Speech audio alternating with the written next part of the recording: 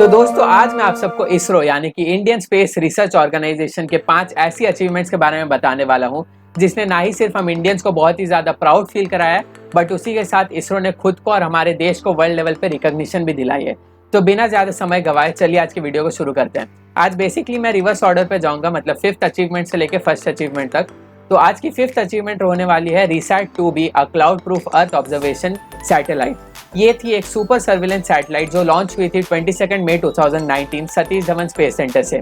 ये radar imaging satellite बहुत ही ज़्यादा हाई रेजोल्यूशन इमेजेस लेने की कैपेबिलिटी रखती है, जो ना ही सिर्फ नॉर्मल डेज में बट इवन क्लाउडी कंडीशंस पे भी ले सकती है। इसे मिलिट्री सर्विलेंस के लिए ज़्यादातर यूज़ किया जाता है, जो हमारे कंट्री बॉर्डर्स के ऊपर, ताकि ये अपना नज़र रख पाए। और उसी के साथ ये एग्रीकल्चर, फॉरेस्ट्री और डिजास्टर मैनेजमेंट सपोर्ट के लिए भी यूज़ किया जाता है। अब इसरो की चौथी achievement Indian regional navigation satellite system IRNSS, या फिर हम कह सकते हैं नैविक, नेविगेशन विद इंडियन कॉन्स्टलेशन। ये 7 सैटेलाइट की एक ऐसी ग्रुप है जो हमारे इंडिया को अपनी खुद की नेविगेशन सिस्टम रखने के काबिल बनाती है। ये नेविगेशन हमारे देश की 15,000 किलोमीटर ऑफ एरिया को कवर करती है। इस सिस्टम पे 2 और सैटेलाइट्स है जो प्रेजेंटली हमारे ग्राउंड स्टेशन पे स्टैंड बाय रखे हुए हैं, अपार्ट फ्रॉम द 7 सैटेलाइट्स जो अभी ऑपरेशंस के लिए यूज किए जाते हैं। इस सिस्टम की वजह से हमारा देश वन ऑफ द 5 कंट्रीज बन चुका है जिसके पास अपनी खुद की नेविगेशन सिस्टम है।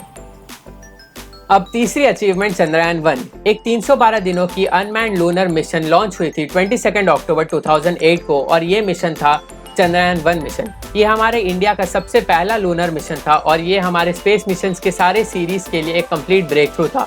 और इसके बाद ISRO only one of the 6 space organisations में से बन चुका था जिसने इसे सक्सेसफुली अचीव किया था।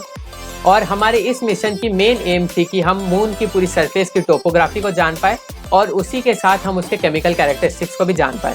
भले ही इसरो ने चंद्रयान के साथ अपना कॉन्टैक्ट खो बैठा था अपने 312 दिनों की मिशन की टाइमलाइन से पहले ही, मगर जाते जाते उसने हमारे मून की सरफेस पे हमारा तिरंगा बहुत ही प्राउडली लहराया और अपने प्रोजेक्टेड टास्क में से 90% से ज़्यादा को भी कंप्लीट करके वापस गए। ओके, तो अब इसरो की दूसरी achievement launching 104 satellites with 1 rocket.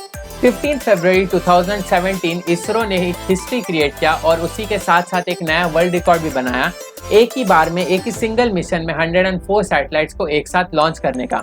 इस माइंड ब्लोइंग मिशन पे इसरो के साथ था polar satellite launch vehicle PSLV C-37, एक इंडियन रॉकेट। ये लॉन्च श्रीहरिकोटा स्पेसपोर्ट आंध्र प्रदेश से हुई थी और सक्सेसफुली इन 104 सैटेलाइट्स को, जिनमें से 101 फॉरेन सैटेलाइट्स थी, सबको अपने डिजायर्ड ऑर्बिट्स पे लॉन्च कर दी। ठीक है, इनमें से जो 3 इंडिजिनियसली डेवलप्ड सैटेलाइट थी उसी में कार्टोस्टैट 2 सीरीज के भी सैटेलाइट्स थे जो इंडिया के most advanced earth observation satellites में से आती है। तो दोस्तों आज का नंबर 1 और मेरे हिसाब से इसरो का मोस्ट इंपॉर्टेंट अचीवमेंट मंगलयान या फिर Mars orbiter mission. Thanks to ISRO, India आज दुनिया की पहली ऐसी कंट्री बन गई है जो मार्स का ऑर्बिट तक पहुंची अपने वेरी फर्स्ट अटेम्प्ट में। अब इसरो के अलावा दुनिया में सिर्फ 3 ऐसी ऑर्गेनाइजेशंस हैं जो मार्स के ऑर्बिट तक पहुंची, वो है नासा, सोवियत स्पेस प्रोग्राम और यूरोपियन स्पेस प्रोग्राम।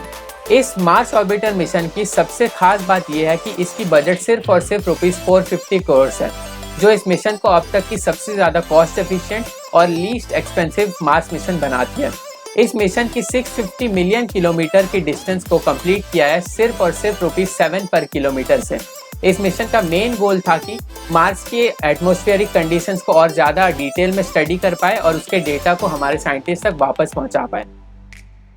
तो आज के लिए at last but not the least, hats off to our Indian scientist. बिना उनके इनमें से कुछ भी पॉसिबल नहीं होता। वो हमेशा दिन रात मेहनत करते हैं, वो हमेशा अपना बेस्ट देते हैं और हमारे इंडिया को अपनी अटमोस्ट प्रायोरिटी पे रखते हैं। So lots of respect to them. तो दोस्तों आज की इस वीडियो में बस इतना ही। उम्मीद है कि आपको ये वीडियो पसंद आया होगा। अगर पसंद आया तो प्लीज़ इस वीडियो को लाइक कर देना और मेरे चैनल को सब्सक्राइब भी कर देना। आपके लिए मैं ऐसे ही वीडियोस लाता रहूँगा रेगुलरली। आप देख रहे हैं दी स्पेशियन। अलविदा, जय हिंद।